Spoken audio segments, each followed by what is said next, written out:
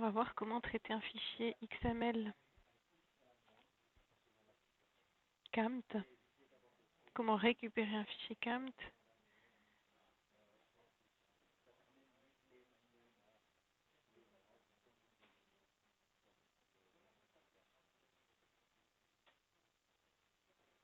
Donc on va dans les ventes, dans les paiements des débiteurs. On a ce nouveau bouton CAMT. On clique dessus. Là, il nous ouvre directement le bon fichier, mais normalement, on doit cliquer sur télécharger. Et ça va directement dans la banque rechercher ces fichiers XML. Si on va dans les différents onglets, dans l'onglet des paiements des débiteurs, on a les paiements de nos débiteurs. Dans la confirmation des créanciers, on trouve tous les paiements des créanciers qu'on a fait, donc la date de confirmation. Les salaires, on trouve les salariés avec les dates de confirmation, les dates valeurs. Et dans l'onglet à vérifier, il y a une sorte de résumé de tous les onglets, plus les écritures qui sont dans aucun de ces trois onglets. Par exemple, des frais bancaires ou des choses comme ça. Donc on a ici, par exemple, les taxes. On voit pour versement au guichet. On va y aller par étapes. Donc dans les paiements débiteurs, on a ces 4 paiements qui sont prêts pour exécution. On enregistre le paiement. Il nous dit qu'il va l'enregistrer. On fait OK. On peut imprimer cette liste. Là, on ne va pas le faire. Oui, il nous propose plutôt là, il y a plus de détails. On peut imprimer.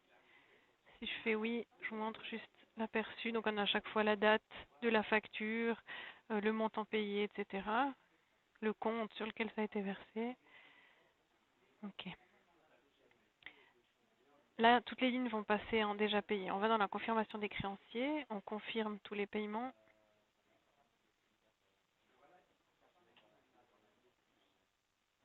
On a ce rapport. Ensuite, dans la confirmation des salaires, on confirme les 4 paiements à la date valeur. OK. Du coup, dans l'onglet à vérifier, tout a disparu sauf cette ligne de versement au guichet. On peut créer l'écriture. Il nous propose déjà le compte de poste. On peut mettre un compte, on va mettre un compte au hasard. On peut enregistrer l'écriture. OK. À la fin, il nous dit toutes les données ont été traitées. Voulez-vous archiver le fichier? On peut mettre sans autre oui.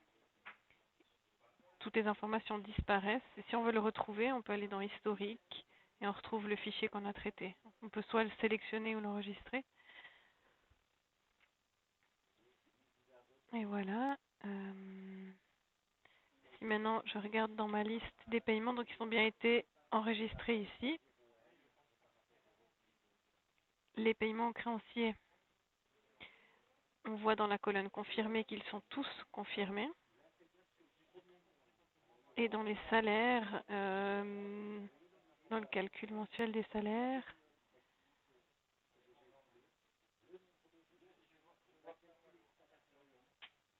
on voit que la date valeur elle a été changée au 22 février.